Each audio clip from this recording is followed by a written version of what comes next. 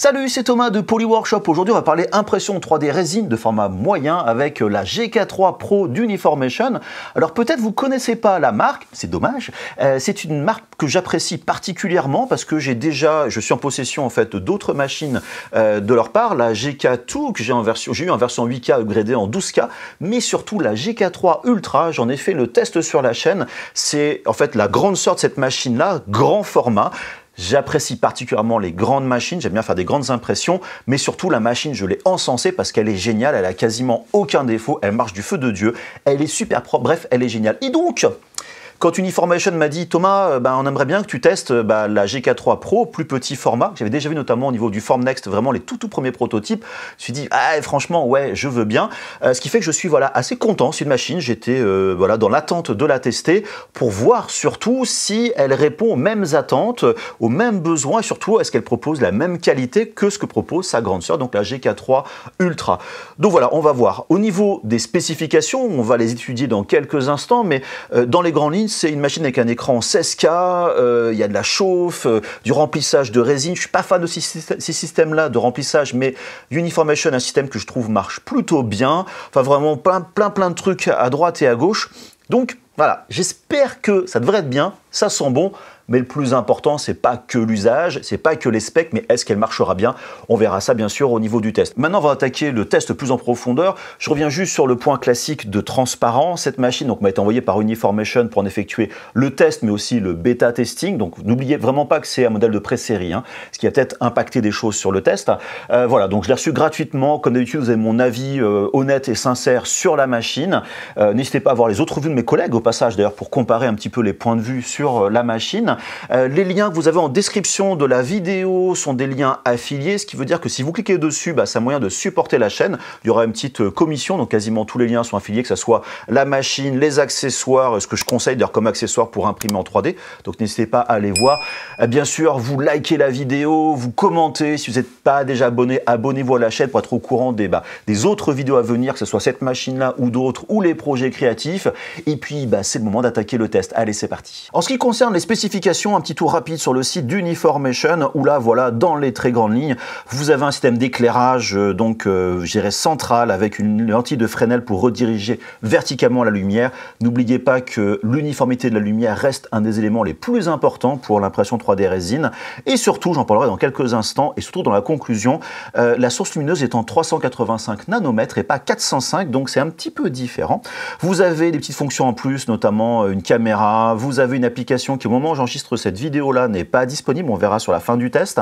Et donc pour ces 385 nanomètres, ce système d'éclairage, donc très rapidement, l'intérêt pour eux tout du moins, ce qu'ils indiquent, c'est qu'on a des longueurs d'onde qui permettent une pénétration plus faible en fait de la lumière au niveau de la résine, ce qui va éviter de la surexposition interne, notamment au niveau des couches. Ça va rentrer sur des couches plus fines, ça va éviter d'aller surexposer les couches qui ont déjà été imprimées. Donc on est censé avoir des arêtes un petit peu plus précises. Alors j'ai eu des petits points de discussion avec des fabricants de résine, j'ai des avis un petit peu différents.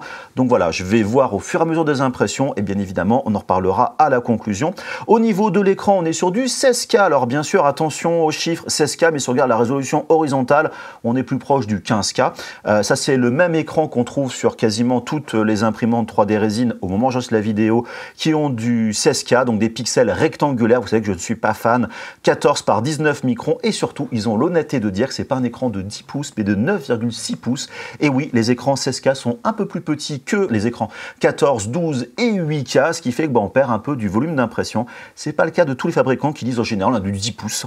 Je reviens rapidement sur le système de chauffe qui lui ne se trouve pas au niveau du bac mais sous le bac. C'était déjà le cas avec la GK2 en fait à l'époque, ce qui fait que ça va faire une chauffe relativement uniforme au niveau de la résine au-dessus et il indique, je ne sais plus dans quel document, que ça permet aussi le passage de l'air directement qui est recyclé à l'intérieur de la machine, y compris avec le filtre à charbon, permet avec les UV de détruire un petit peu les odeurs. Bon, je ne suis pas forcément convaincu là-dessus. Vous allez pouvoir monter jusqu'à 25 degrés, ce qui suffit en règle générale pour les températures, 25-30 degrés. Voilà, ça c'est assez ample. La caméra pour faire du monitoring au sein de votre slicer, de votre impression. j'imagine au niveau de l'application que va sortir Uniformation. Et le reste, voilà, vous avez notamment au niveau donc de la machine, vous pouvez transférer par 3 moyens l'Ethernet, ça c'est vraiment cool, le Wi-Fi, la clé USB. Et au niveau du volume de l'imprimante, vous avez une profondeur de 118 mm par une largeur de 211 et une hauteur de 240 mm. Voilà, 240, on est sur une taille de hauteur que j'aime relativement bien, mais vous voyez, on perd un tout petit peu sur l'axe horizontal à cause de l'écran 16K tel que je vous le disais. Et bien sûr, c'est compatible avec tous les slicers, y compris Litchi Slicer. Donc voilà un peu pour ces spécifications. On va le voir quand on va découvrir la machine un peu plus en détail. Et voici un petit peu tout ce qu'on a avec la machine lorsqu'on a tout déballé, les choses assez classiques. Bref, on va voir ça en détail. Alors pour commencer, on a le plateau qui a une surface genre aluminium brossé, j'espère qu'il est relativement plate. Le plateau assez classique en fait qu'on trouve chez Uniformation, le dessus relativement plein, le système anti-goutte que l'on retrouve ici voilà sur le côté, ce qui fait qu'on a un plateau qui reste relativement propre lorsqu'on enlève les impressions. J'avoue que j'apprécie vraiment ça chez Uniformation, on le tient bien en main et il est réglé automatiquement d'usine et tout, enfin voilà, il n'y a rien à faire dessus. Alors il est assez lourd, je trouve plus lourd que celui de la GK2, voilà, un petit peu étonnant mais beau plateau. Vous avez aussi le filtre à charbon que vous allez mettre à l'arrière de la machine qui lui en fait permet de faire cycler l'air tout simplement. En fait l'air va être aspiré, nettoyé entre guillemets par le filtre à charbon et ressortir directement sur la machine. Vous avez de quoi traiter vos résines en cas de fail, hein, ça peut arriver. Vous avez ici les petits filtres à peinture et vous avez aussi, ce qui n'est pas toujours le cas, le petit entonnoir en silicone assez pratique pour notamment verser votre résine d'une bouteille à l'autre. Voilà, donc petit accessoire bon à voir. Et vous avez aussi la petite spatule en silicone, très pratique pour nettoyer votre bac, au moins c'est relativement doux. Il n'y a qu'Uniformation qui propose ce genre de spatule, c'est un peu dommage parce que ça n'a pas coûté très cher et franchement ça marche plutôt très bien. Par contre vous avez aussi la spatule en métal, celle-là hop, poubelle directement, elle vous servira à rien. Vous avez aussi toute une petite série de gants en nitrile, assez pratique. La petite clé fournie avec. En général, elles sont pas trop mauvaise qualité, celle Uniformation, mais comme d'habitude, pensez à changer vos clés USB pour mettre des clés USB de qualité. La petite collection d'outils, la pince coupante, les clés Allen, etc. Et vous avez aussi une petite pince, genre pince à épiler plate, assez pratique pour tenir vos impressions, les petites, les fines, lorsque vous nettoyez dans votre bac IPA. Donc voilà, ces petits détails en plus, mais franchement, c'est pas mal, même si c'est pas la super qualité, ça fait le taf. Vous avez aussi la petite antenne Wi-Fi à brancher à l'arrière. Et le truc que j'apprécie particulièrement, parce que c'est vraiment en train de disparaître, c'est là qu'on voit Uniformation proposer des machines plus haut de gamme, vous avez un film au moins complémentaire, il est bleu, j'espère que c'est un ACF, j'avoue je n'ai pas l'information à l'heure actuelle, et aussi une protection pour mettre par-dessus l'écran, voilà, en rab. Voilà, ces petits bonus, c'est franchement plutôt cool. D'ailleurs, on parle d'écran, vous avez papier pour faire le leveling, les petits coins pour tester et tout. Je vous dis, c'est bien marqué dessus. Le plateau a été voilà, bien mis à niveau. Au passage, ils ont marqué la GK2 et pas la GK3, donc c'est pas encore à jour. Et bien sûr, vous avez la petite documentation pour vous lancer assez facilement. Bref, vous avez la lecture, par contre, en anglais. Maintenant, on va faire le tour du propriétaire de cette GK3 Ultra. Alors, bien sûr, vous voyez bien que le capot est pivotant, vous savez que j'aime beaucoup ce petit point-là. Et au passage, il prend la place en hauteur, mais quasiment pas en profondeur. Ça peut être assez pratique quand il n'y a pas trop de place sur votre bureau.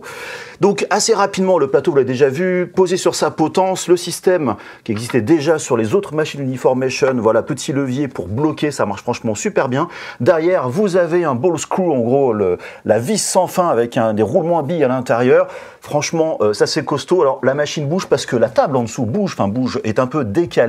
Vous avez derrière la ventilation avec donc le filtre à charbon qui va circuler.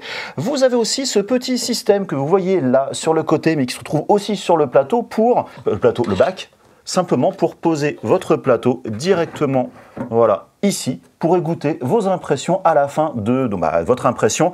C'est déjà présent sur la GK3 Ultra. J'ai vraiment adoré ce système et c'est vraiment cool qu'il ait rajouté sur cette machine-là. Et au passage, juste au-dessus du plateau, vous avez la lumière jaune qu'on trouve aussi sur la Ultra. C'est très bête, mais ça permet de mieux voir ce qui se passe dans la machine sans poser de risque au niveau de vos impressions 3D. En dessous, vous avez quoi? Vous avez le bac, même système que l'on retrouve sur les autres machines, avec un détecteur pour le niveau donc de votre résine, maximum 800 ml, donc attention, pas plus d'une bouteille à peu de choses près. Pourquoi? Votre plateau, il est plein, quand il descend, ça fait remonter la résine, donc attention que ça n'aille pas trop loin. De l'autre côté, vous avez l'arrivée du système de remplissage, le même système qui existe dans la GK3 Ultra, qui est un système ultra simple mais ça marche, franchement, j'aime bien le système, à voir si ça marche aussi bien. Et donc au niveau du bac en lui-même, vous avez un film en dessous, un film c'est PFA, donc je sais pas ce que c'est un PFA c'est un NFEP, un petit peu mieux, je pense qu'on se rapproche plutôt de la CF. Vous avez donc au niveau du bac, sur le côté, des petites poignées, et ouais, on peut simplement enlever le bac en quelques secondes, franchement, j'adore ce système, on peut reposer le bac, hop, on renclenche, et c'est fixé, ça bouge pas, et ça j'avoue que c'est les petits plus non négligeables.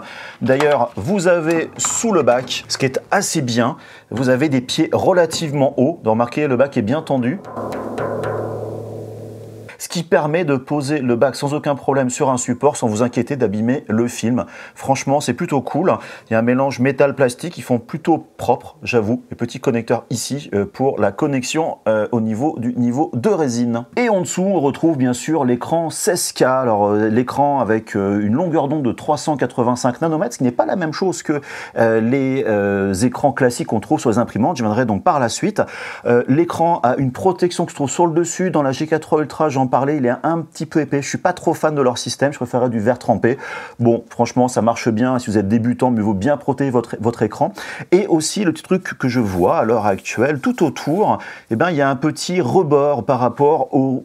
si votre résine déborde, ça devrait assez protéger l'électronique et l'écran qui se trouve en dessous. Donc franchement, c'est plutôt bien. Et comme vous l'avez vu avec les accessoires qui sont fournis, il y a une protection en plus sur l'écran. Donc en cas de pépin, vous êtes bien protégé. Donc franchement, c'est cool. Et à l'arrière, enfin, vous avez la petite caméra pour voir vos différentes impressions pendant le process. Bref, si on garde la partie intérieure, franchement, ça a l'air plutôt assez qualitatif. Et en dessous, on retrouve l'écran qui est donc amovible, ce qui est quand même plutôt assez pratique pour bien voir ce que vous faites. L'écran en lui-même est plutôt assez grand, je ne sais pas quel est le format, peut-être du 5 pouces ou un truc du genre. On se retrouve avec le format assez classique à Uniformation. J'avoue que je ne suis pas le plus grand fan de cette interface-là. Elle fait le taf, il y a tout ce qu'il faut dessus, mais j'avoue que bon, elle pourrait être un petit peu mieux. En fait, on n'a qu'à glisser pour voir les différents éléments ou les menus, c'est un peu comme des onglets. C'est assez simple, on retrouve l'essentiel. Bref, l'écran est plutôt bien, j'avoue que le système est assez cool, et comme je vous disais il y a quelques instants, on a en dessous la clé USB et le bouton Power. Petit point que j'oubliais aussi, vous avez un niveau à bulles sur la machine qu'on retrouve sur les générations précédentes. Assez pratique pour voir si votre imprimante est bien sûr de niveau. Alors, sur ce genre de machine, c'est pas forcément très grave. Plus elle est grande, par contre, plus c'est nécessaire, ce qui est assez cool. Par contre, au niveau des pieds, j'ai pas soulevé la machine, mais j'ai pas l'impression qu'on puisse régler les pieds. Donc, il faudra peut-être régler la table directement. Sur le dessus, on retrouve la cartouche de résine avec son emplacement, et c'est très bien, la machine est livrée avec une cartouche vide, ce qui veut dire que les gens comme moi qui utilisent éventuellement d'autres résines que la Uniformation, vous pouvez très bien utiliser une de ces cartouches-là pour mettre votre résine dedans et donc la remplir au fur et à mesure. Voilà, donc c'est un système franchement qui est très bien, classique, mais qui fonctionne bien. Avec en dessous le système de valve, simplement, voilà, c'est percé pour faire couler la résine. Bref, c'est basique et ça marche franchement, voilà, très bien. Et enfin, à l'arrière, bien sûr, le filtre directement à charbon. Vous pouvez comme ça insérer l'alimentation, l'antenne Wi-Fi, mais surtout, et ça j'avoue que c'est quand même assez rare sur les machines, plutôt les haut de gamme, vous avez une connexion Ethernet. Et ça, franchement, c'est vraiment un super gros plus. Ah ouais, un petit point que j'avais oublié sur l'avant, ouais. Uniformation propose des couvercles pour protéger votre résine lors du stockage ou autre chose, ou même éventuellement que le plateau goûte sur quoi que ce soit. C'est le petit détail, mais franchement, c'est les seuls à faire ça et c'est vraiment top. Si on regarde maintenant un petit peu les menus plus en détail, bien sûr, on a le premier onglet qui concerne l'impression, ce qui est sur la clé USB. Donc là, c'est celle par défaut fournie par Uniformation avec notamment les slicers, ce qui est assez cool. Litchi, vous voyez, est proposé directement dedans. Vous avez un modèle 3D ou 2. Vous avez le stockage interne qui, bien sûr, à l'heure actuelle est vide. Et ça, c'est très bien parce que là, en général, Uniformation copie le fichier de la clé USB sur la mémoire interne. C'est quand même beaucoup plus fiable. Vous avez à côté les paramètres assez classiques, typiquement le mouvement du Z, faire un home en haut ou en bas, etc., du déplacement, bref, des choses assez classiques.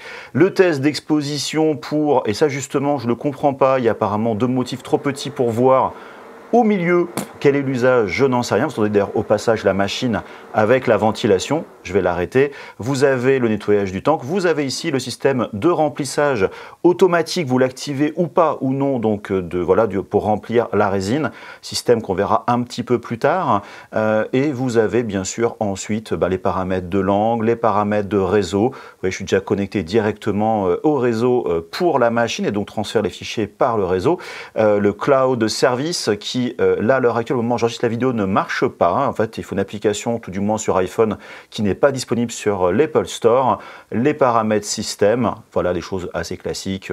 La température surtout, voilà intéressante d'activer ou pas la chauffe donc du système de résine qui, je vous le rappelle, se fait sous le bac et pas au niveau du bac. On peut régler la température, 25 degrés peut suffire amplement, l'éclairage de la LED, le préchauffage, etc. Donc bref, tout ce qu'il faut au niveau du réglage qui est quand même plutôt bien fait dans l'ensemble, même si effectivement, d'un point de vue design, j'avoue que ça fait un petit peu old school, mais en tout cas, ça marche et c'est ce qu'on demande. Et un petit point que j'ai oublié, c'est la comparaison des deux machines, la GK3 Pro à droite et à gauche, la Ultra. Vous voyez la différence de taille entre les deux machines, c'est quand même non négligeable. Et vous voyez la différence au niveau des plateaux. Et comme projet, j'ai voulu tester la transparence avec ce modèle de la Venus Dark que j'ai sculpté il y a très longtemps et de Nefertiti aussi que j'avais modifié, donc préparé dans Litchi Slicer. Il n'y a vraiment rien de compliqué, quelques petits supports ici et là. C'est des modèles faits pour être imprimés sans support à même le plateau, mais bon, là forcément, il m'en fallait un tout petit peu. Vous voyez, il y a des surplombs, genre de choses, des modèles un peu différents. Et j'utilisais en fait la résine transparente que j'avais à ce moment-là, en fait, leur S07, la Clear. Déjà, regardez dans le bac, elle est déjà un petit peu jaune quand même. C'est pas la plus transparente. Bref, j'essaye les choses. Et vous voyez, un peu de gouttes sur le côté, mais comme j'expliquais avant, d'avoir le système qui protège entièrement l'écran électronique en dessous, c'est vraiment nickel.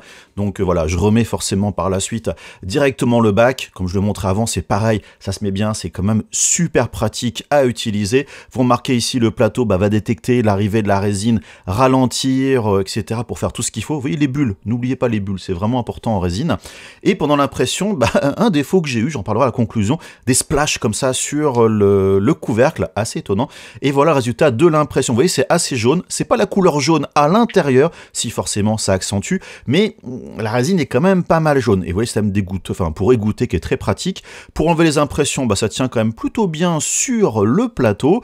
Un petit coup comme ça, d'essuie-tout, et on est tranquille, on n'a plus qu'à mettre le plateau. Pour enlever les supports, pas trop de problème. Peut-être un petit peu de surexposition, j'ai calibré au pif. Et voilà, donc une fois passé dans l'IPA, le résultat, c'est quand même assez jaune.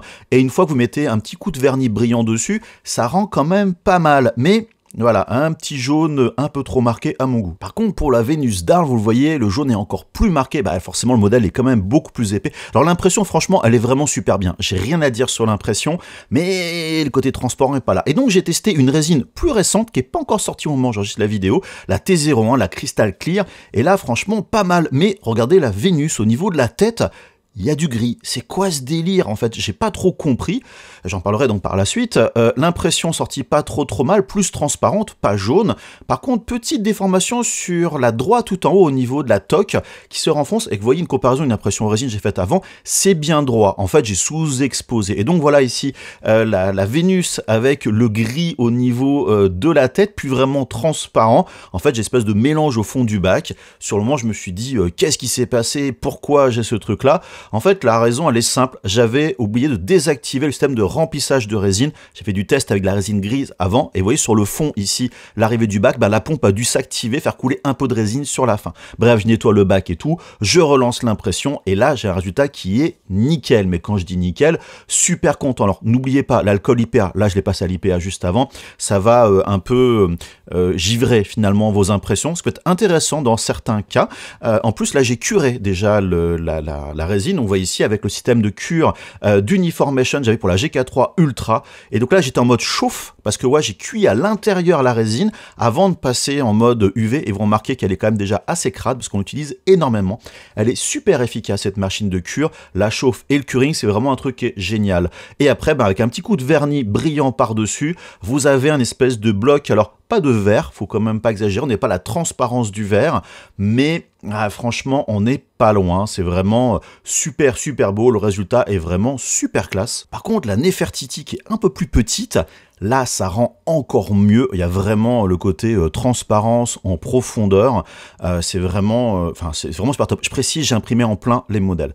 Tant que j'y étais, j'ai un petit échange avec notamment les personnes de myrigs.com, revendeurs notamment de Voron, et pas mal de choses à tirer plutôt avancées, qui me posaient des questions de transparence sur justement ces petits diffuseurs pour les têtes de Voron, mettre une LED derrière. J'ai fait un petit testé et franchement, ça rend quand même pareil plutôt bien. Donc, vous voyez des petites pièces, style totalement différent. En plus, il y a très peu de support, assez facile à enlever. Et puis, on a essayé avec d'autres diffuseurs aussi en même temps. Là, remplir un plateau, pas complètement, parce que j'étais en fin, on va dire, de bac, avec, vous voyez, un petit peu l'arrière, les petites découpes. Pareil ici, aucun problème. Ça accroche plutôt bien sur le plateau. Le résultat est vraiment cool. Je précise, j'ai imprimé ça par la suite de ce que vous allez voir, donc ensuite, vous aider à comprendre par rapport à certaines choses. Mais bref, le résultat est vraiment très très bien. Et la résine, je dirais, résiste bien au jaunissement. Et donc là, un projet totalement différent. Un modèle de Tubi par Luis Morales. Et vous allez avoir un tuto à côté où j'explique toute la préparation du modèle, l'orientation, les supports de A à Z, c'est assez long.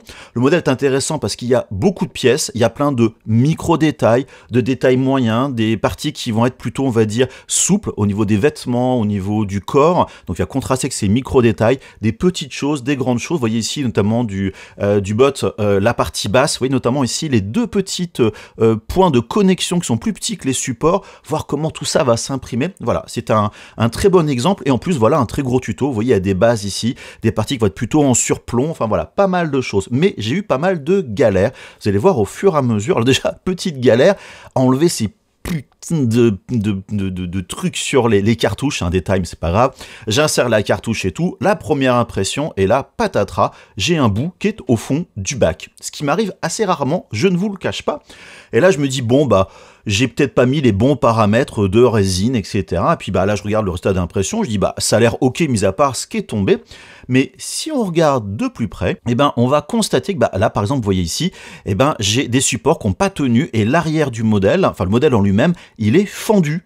Ah, c'est quoi ce délire? Par contre, voilà, j'enlève la tête, les supports tiennent bien, un peu trop surexposés, donc voilà, à ce niveau-là, je me rends compte par habitude, mais le résultat est quand même pas mal, assez sharp, mais être bizarre. Vous voyez, le bot, sur la partie plate, j'ai des marques. L'autre modèle, vous voyez ici, on le voit un peu en gros plan, on voit les choses. Le modèle à l'arrière, l'autre aussi, il est plutôt bien, mais voilà, j'ai aussi des petites marques de découpe qui est sous mon dos, on le voit pas à cet endroit-là.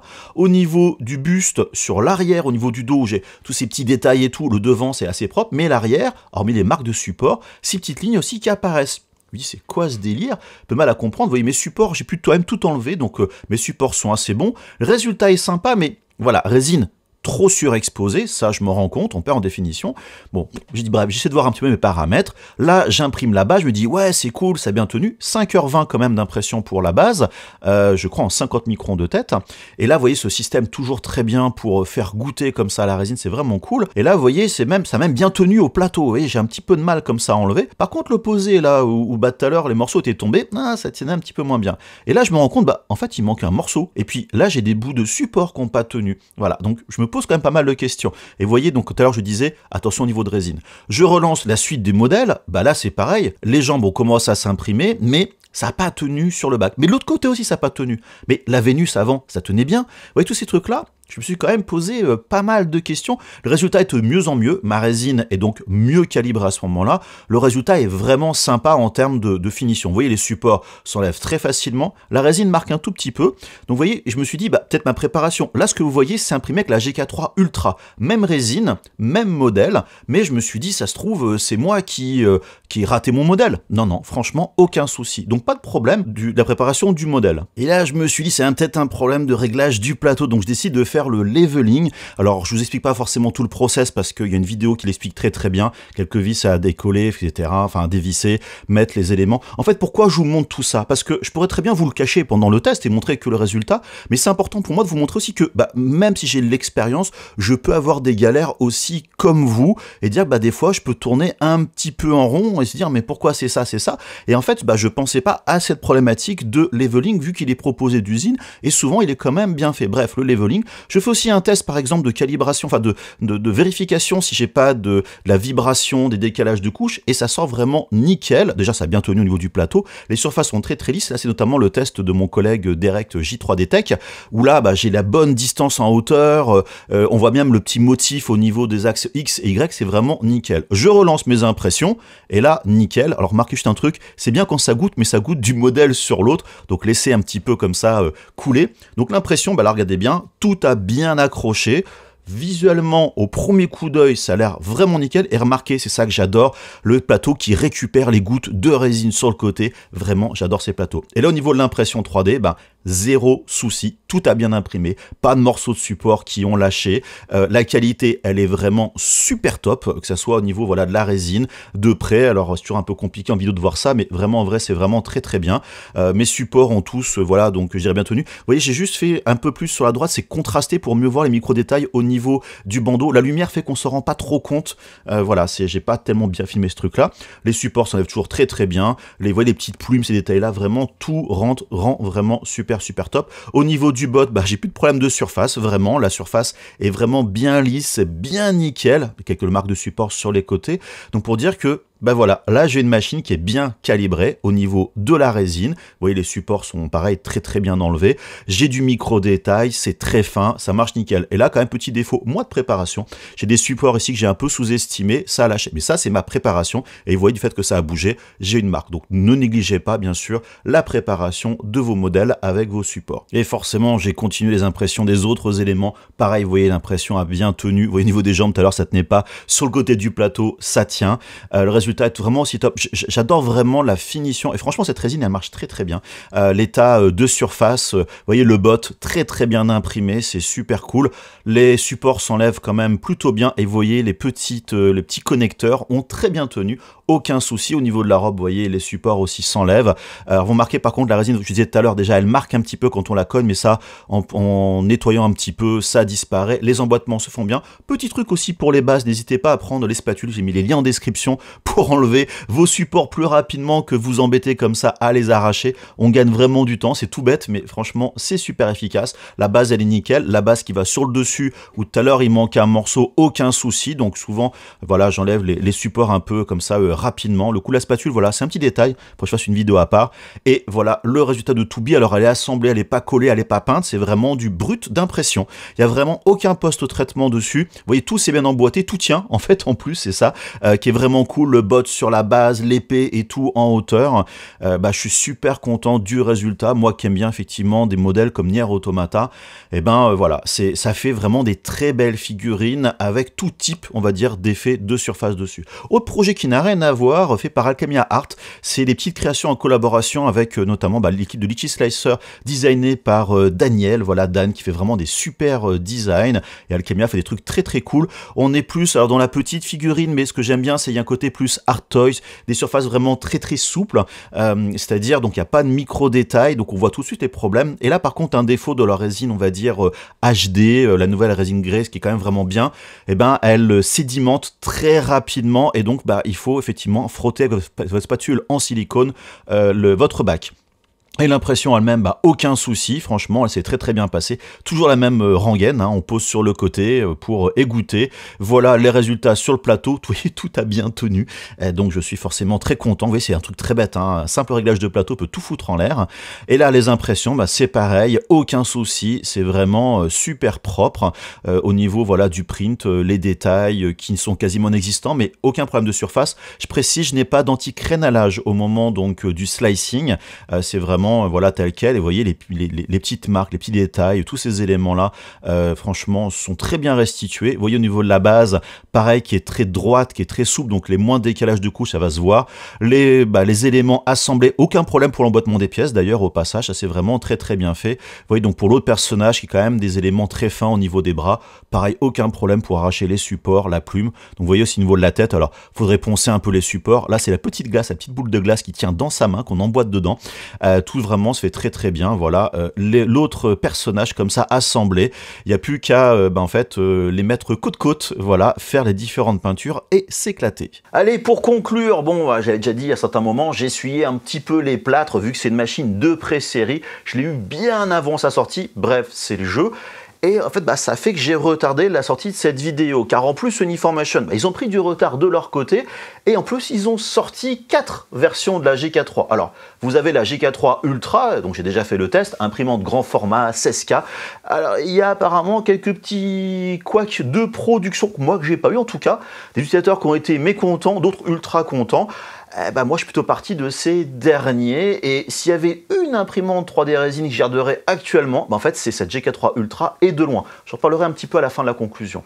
Vous avez la GK3 Pro, celle de ce test, mais bon, j'y reviens par la suite. Et vous avez la GK3T et la GK3B. Ce sont les mêmes que la GK3 Pro, sauf que le système d'éclairage, il n'est pas en 385 nanomètres, mais en 405 nanomètres, ce qu'on trouve en gros un peu en standard partout. L'une propose un ball screw pour l'axe vertical, en gros, c'est un système de roulement bille autour de la vis sans fin, et vous avez la version T qui est un système de vis sans fin assez classique.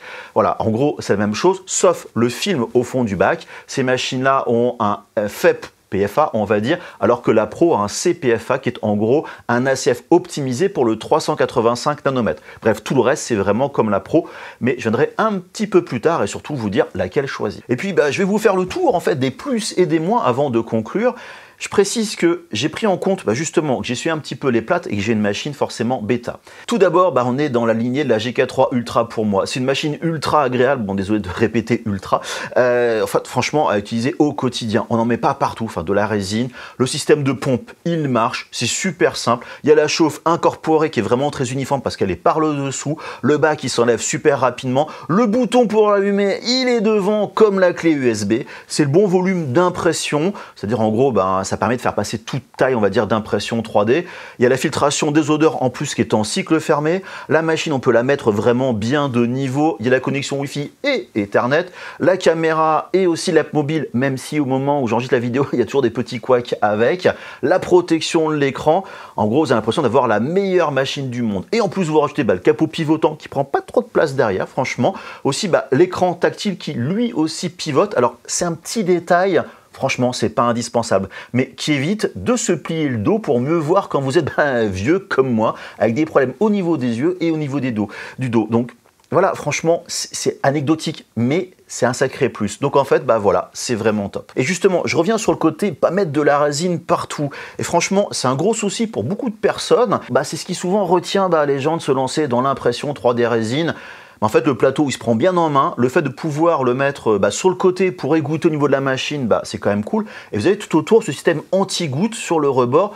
Franchement, j'ai jamais eu si peu de résine sur mes gants. Alors bon, ça fait pas tout, c'est sûr, mais c'est déjà cette partie-là embêtante en moins. Et ça peut sembler mineur, mais pour quelqu'un comme moi qui fait très attention à pas salir les machines et à limiter au maximum la contamination de la résine au niveau des gants, pour pas en foutre partout, oui, la résine, c'est un petit peu sur les gants, vous touchez votre machine après, vous mettez partout, ça solidifie, c'est vraiment, on va dire, dégueulasse. Bref, pour moi, c'est crucial et j'ai pas encore testé mieux que ce que fait Uniformation. Pareil pour le système de remplissage de résine, leur système, franchement, pour moi, c'est le mieux pour ce type de machine. Ça marche, c'est simple, ça fait le taf. On se prend pas, je dirais, la tête. C'est juste une pompe, ça verse. Il n'y a pas d'aspiration, de machin, pas ces trucs-là. Vous allez me dire, ouais, mais c'est des cartouches propriétaires et tout. En fait, rien ne vous empêche de réutiliser vos cartouches, les nettoyer avec de l'alcool IPA et tout, ou acheter des cartouches vides, mettre votre résine directement. Franchement, c'est un non-problème. Par contre, n'oubliez pas, comme moi, de couper le système automatique quand vous n'avez pas mis de cartouche derrière. Ça évitera des contaminations de votre résine d'un print vers l'autre. Encore plus quand vous avez la résine transparente. Et tant que je suis dans la résine, leur nouvelle résine HD, franchement, elle est quand même plutôt très très propre. En fait, elle me rappelle terriblement l'Aquagrey 8K de Frozen, qui est ma résine préférée. Donc ouais, franchement, je suis très content de cette résine. Ça se demandait si c'était pas le même fabricant derrière qui la propose à Uniformation. Et puis, il y a cette nouvelle résine ultra clear. Et franchement, c'est vraiment sublime. Enfin, vous voyez, c'est vraiment une résine qui ne jaunit pas. Alors attention, il faut quand même mettre du vernis anti-UV dessus, mais franchement, c'est super cool. Et d'ailleurs, au passage, point aussi positif, leurs cartouches font 1,2 kg. Et ouais, à 28 $ le kilo 2, par rapport aux autres marques qui font plutôt du 1 kg, Ben franchement c'est quand même pas trop mal, même si au moment où j'enregistre la vidéo, c'est un peu compliqué de trouver certaines cartouches en Europe. Mais surtout franchement, le point le plus important c'est qu'elle imprime sublimement bien. Les micro-détails franchement sont très bien restitués, les arêtes restent très vives, les surfaces lisses, pareil, elles restent aussi très lisses, et ce même sans mettre l'anti-crénelage. Et puis l'axe Z franchement il est super stable, j'ai pas eu de décalage de couche, ce genre de choses. Merci effectivement le Bosco. Bref, on a l'impression d'être en face de pièces vraiment injectées avec les machines et pas de l'impression 3D. Et puis je reviens un petit peu sur la transparence de la résine. C'est quand même difficile à dire au niveau de mes tests si c'est la qualité de la résine et ou on va dire l'éclairage en 385 nanomètres qui doit diminuer les soucis de surexposition. J'y reviens donc sur l'avantage ou non de l'éclairage 385 comparé au 405 un petit peu après les points négatifs. Enfin bref. On reste vraiment dans la lignée des anciennes machines Uniformation pour la qualité et franchement encore en mieux. Mais tout n'est pas parfait, il faut quand même des petits points négatifs sur cette machine-là et j'ai eu dès la première impression, vous avez vu donc ces splashes de résine transparente sur le capot. Moi qui déteste franchement les machines sales, j'ai été servi. Et puis quand ça arrive, faut pas se leurrer, c'est quand même impossible à récupérer. Uniformation m'a dit savoir quel était le souci, en fait, c'est par rapport à un truc du fond, etc. et que ça serait fixé. Comment franchement, je vois pas du tout, mais mise à jour du micro-logiciel de la machine par la suite, et j'ai plus de soucis. Voilà, bref, c'est quand même à surveiller. Maintenant, il faut aussi savoir que les mouvements du plateau, la hauteur de la résine par rapport au plateau, la viscosité, la vitesse de déplacement, ça pourra toujours provoquer des notions de bulles, de petits splash, etc. Bref, c'est normal que ça arrive, mais là j'ai trouvé que c'était un petit peu trop. Bref, quand je parlais d'essuyer des plâtres, voilà, j'étais en plein dedans. Et puis j'ai aussi eu ce souci du plateau mal calibré d'usine qui va provoquer des impressions ratées et franchement quelques frustrations j'avoue. Et en fait c'était plutôt mon erreur, j'ai envie de dire, j'aurais dû checker ça. N'ayant jamais eu de souci de plateau avec Uniformation, je me suis posé des questions, en fait quand j'ai eu ce problème de coin en fait, sur Toolby à un moment donné, mais pas plus que ça. En fait, j'en suis à ma 4e Uniformation et j'ai toujours fait confiance au réglage d'usine de ce qu'ils proposaient, pensant que des soucis étaient plutôt liés à mes paramètres de résine, une nouvelle résine, etc. Peut-être, je sais pas, voilà. Donc, mais une fois le plateau réglé, franchement, plus aucun souci. Et là aussi, peut-être que c'était à cause d'une pré-série, la calibration peut-être était un peu moins rigoureuse, j'en sais rien, mais ce que je veux dire par là, c'est que c'est important de vérifier votre plateau en cas de galère. En gros, faites ce que je dis, pas ce que je fais. Et pour finir, les défauts, car je n'en trouve pas vraiment d'autres, enfin pas significatifs. Voilà, c'est par exemple dans les specs, j'ai vu que la caméra était en 720 et pas en 1080 en Full HD. Voilà, bon, c'est un petit détail. Je peux pas tester vu que l'application mobile marche pas pour moi à l'heure actuelle, mais voilà. Sinon, je reviens sur un petit point qui n'est pas vraiment un défaut, enfin tout du moins pour moi, car je suis plutôt team qualité. Mais pour d'autres, ça pourrait vraiment être un défaut, c'est que la machine, c'est pas la plus rapide. À l'époque où on a des machines qui sont annoncées comme allant faire du 17 cm par heure, la GK3 Pro, elle va quand même moins vite, principalement parce qu'on imprime surtout des couches en dessous de 100 microns d'épaisseur, et là c'est une volonté en fait d'Uniformation. Ils sont plutôt pour la qualité avant tout, dans la fabrication bien sûr, mais aussi la qualité d'impression, ce qu'on retrouve dans leur choix de proposer du 385 nanomètres par exemple. Bref, si vous voulez imprimer non-stop et à fond des modèles, en fait, il y a plus rapide simplement comme imprimante 3D. Et puis, je voudrais revenir aussi un petit peu sur un point, celui du prix. On va de 650 $ pour la version GK3T à 800 $ pour la GK3 Pro. Donc, on est clairement dans le haut du panier par rapport à la concurrence. La qualité de fabrication, les nombreuses fonctions, voilà, tout autour de la machine, fait que c'est forcément une machine qui est un peu plus chère. Alors, je le disais il y a quelques instants, la GK3 Ultra, c'est ma machine préférée. Et en fait, c'est grâce à tout ce qui est autour en fait, de l'impression 3D qui fait que voilà, pour moi, le prix est justifié. Et c'est exactement pareil pour cette GK3 Pro. Donc en gros, pour faire simple, le prix est taillé pour les utilisatrices et utilisateurs sérieux avec leurs impressions 3D, on va dire, ou les personnes qui préfèrent payer un peu plus cher pour du confort et la qualité. Et puis maintenant, il est temps de revenir sur ce système d'éclairage en 385 nanomètres. Alors il faut avouer que Uniformation a tenté quelque chose en allant vers une longueur d'onde qui est plus courte. Et en fait, cette longueur d'onde fait que les UV rentrent moins en profondeur dans la résine, ce qui limite en théorie les effets de blooming, c'est-à-dire la dispersion de la lumière autour de la zone qui est prévue, et notamment d'aller moins dans la profondeur des couches précédentes, ce qui doit en pratique d'être plus précis et justement ne pas surexposer ce qui est déjà imprimé à droite et à gauche, mais surtout sur le dessus. Voilà, en gros, la couche ou les couches précédentes, surtout sur les couches fines. Donc en théorie, cette solution permet d'avoir des impressions plus nettes, précises, on va dire équivalent à plus de piqué en photographie. Maintenant, la réalité, c'est que je suis incapable, tout du moins à l'œil nu, de faire la différence de qualité avec une autre imprimante résine, je dirais 16K.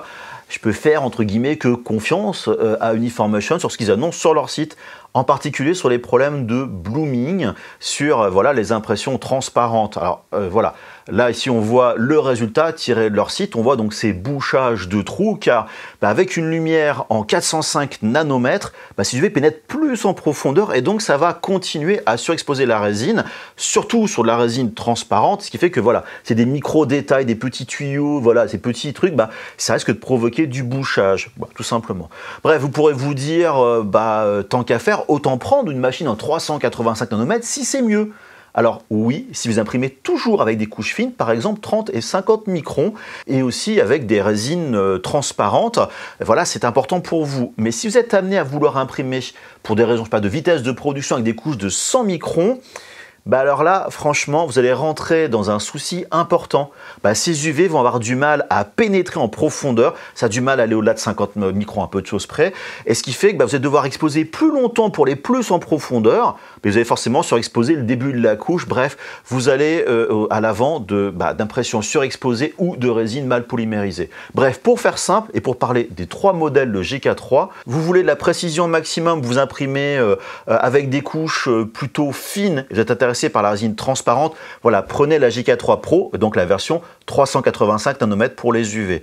Vous voulez aller plus vite avec des couches éventuellement plus épaisses, mais aussi tout aussi fines.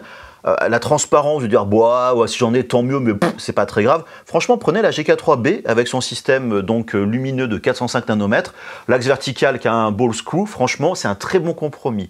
Puis si voilà, vous êtes vraiment dans le même cas, mais vous voulez gratter un petit peu financièrement parlant, vous prenez la GK3T.